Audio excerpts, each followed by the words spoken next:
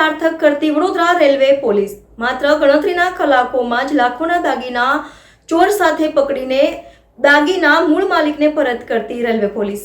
તેરા તુજકો અર્પણ પોલીસના સૂત્રને સાર્થક કરતી વડોદરા રેલવે પોલીસ માત્ર ગણતરીના કલાકમાં ચોરને પકડી તેના મુખ્ય માલિકને લાખોના દાગીના સુપ્રત કરવામાં આવ્યા।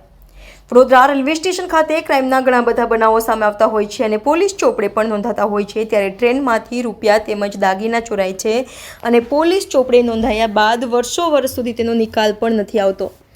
તેવા કેસ પણ હજુ પોલીસ ચોપડે પેન્ડિંગ છે। ત્યારે તારીખ 19મી સપ્ટેમ્બરે રેલવે પોલીસ ખાતે એક ફરિયાદ નોંધાઈ હતી કે જેમાં લક્ષ્મીબેન અધિકારી કે જેઓ મુઝફ્ફરનગરથી મુંબઈ જતા હતા, તે દરમિયાન વડોદરા રેલવે સ્ટેશન ખાતે તેઓનું સોનાના દાગીના ભરેલો થેલો ચોરી થઈ ગયો હતો અને તેઓએ રેલવે પોલીસે ફરિયાદ નોંધાવી હતી।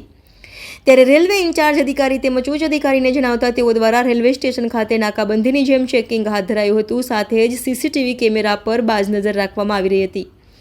ત્યારે જે દિવસે ચોરીની ફરિયાદ નોંધાઈ તેના ગણતરીના કલાકમાં જ રેલવે સ્ટાફ દ્વારા ચોરને પકડી પાડવામાં આવ્યો। ત્યારબાદ આજરોજ કોર્ટમાંથી તમામ દાગીનાની મંજૂરી લઈને આજે તેના મુખ્ય માલિક લક્ષ્મીબેન અધિકારીને આશરે 7 લાખના દાગીના સુપ્રત કરવામાં આવ્યા।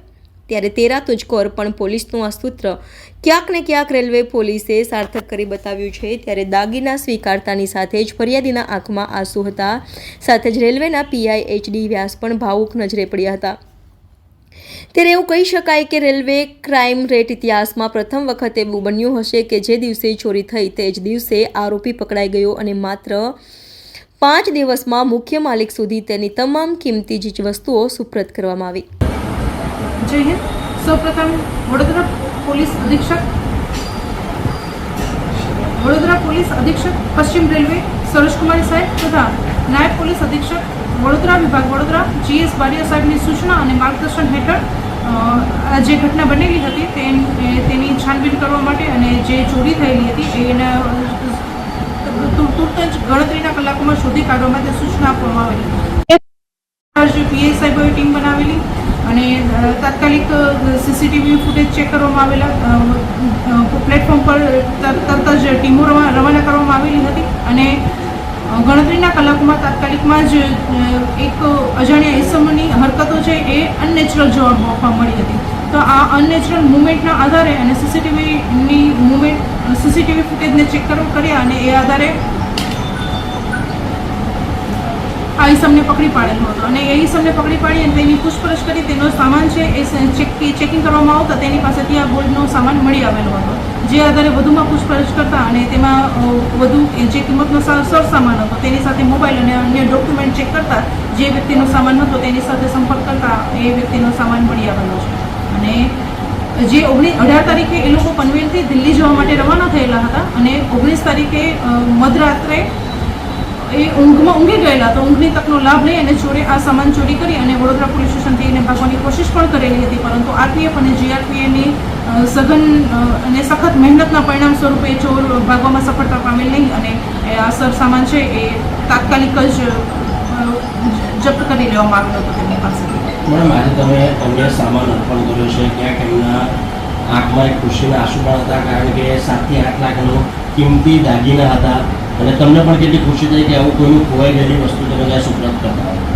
એ બેને પોતે જણાવેલ કે જેમને એમના જે સાથે આવેલા એમના રિલેટિવ એમને પણ જણાવેલ કે જ્યારે આ સામાન જતો રહેલો તો એમને કોઈ આશા નહોતી કે આ સામાન ક્યારેય તેમને પરત મળશે, એમને પોતે પણ આશા ખોઈ દીધેલી હતી, પરંતુ આજે એને જ્યારે સામાન એમને પરત મળેલો છે એ સૌપ્રથમ વખત તેમને જાણ કરવામાં આવેલ ત્યારે તેઓ આ વાતને સત્ય માની શકેલા નહોતા, પરંતુ જ્યારે તેમને રૂબરૂમાં બોલાવવામાં આવેલ ત્યારે તેમને ખરેખર માનવામાં આવ્યું કે હા, મને મારો સામાન પરત મળી ગયો છે। આજે તેમને હર્ષોલ્લાસથી તેઓ ઘરે જઈ રહ્યા છે, તેમના આંખમાં જે ખુશીના આંસુ જોઈ અને તેરા તુજકો અર્પણ આ વાક્ય ખરેખર આજે સાર્થક થયું છે એ જોઈને મને પણ મારું હૃદય ગદગદ થઈ જાય છે।